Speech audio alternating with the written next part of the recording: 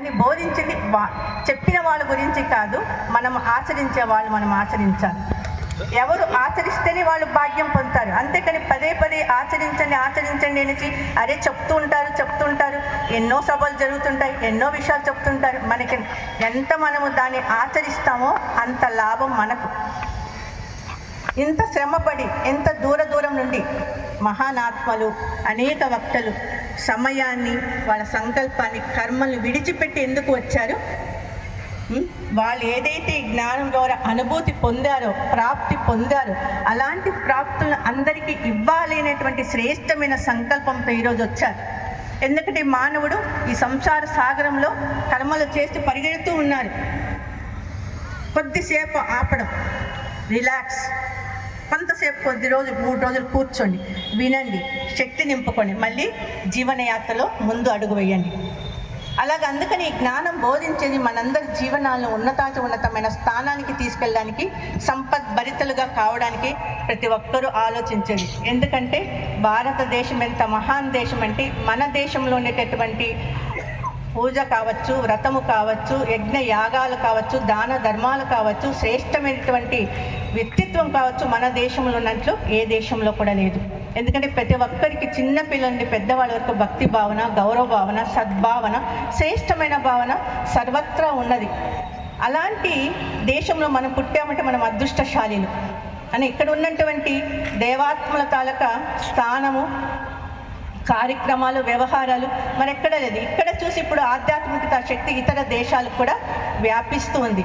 ఆలోచించారు కదా, వాళ్ళందరూ కూడా ఆధ్యాత్మికలో వస్తున్నారంటే వాళ్ళు అన్ని వస్తువులు, వైభవాలు అన్ని చూసి విడిచిపెట్టేశారు. అందులో ఏమీ లేదు అనుకొని ఆధ్యాత్మికలో ఉండేటువంటి ఆనందం, సంతోషం, సంతృప్తి జీవితంలో మరి ఏ వస్తు వైభవాల నుండి, వ్యక్తుల నుండి లభించదని సంపూర్ణ నిక్షేపం ఏర్పడింది. కానీ మనం ఏం చేస్తున్నాం? పాశ్చాత్యమైనటువంటి కర్మలు మనం నేర్చుకుంటున్నాం, మన ఆధ్యాత్మిక వారు నేర్చుకుంటున్నారు.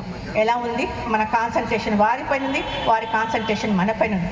మన సంపద వాళ్ళు దోచుకుంటున్నారు, వాళ్ళ దగ్గర ఉన్న పనికిరాని చెత్త మనం తీసుకుంటున్నాం. ఇప్పుడు అలాంటి వేషభూషాలు, అలాంటి వ్యవహారాలు, అలాంటి కర్తవ్యాలు, కాబట్టి అది కాదు మన సంప్రదాయం, సంస్కృతి. ఈరోజు అందుకే ఇంతమంది గొప్పవాళ్ళు మన దగ్గర ఉన్నారంటే ఇంత జ్ఞాన సంపద, ఇంత ఖజానా మన దగ్గర ఉన్న శక్తి మరొక దగ్గర లేదు.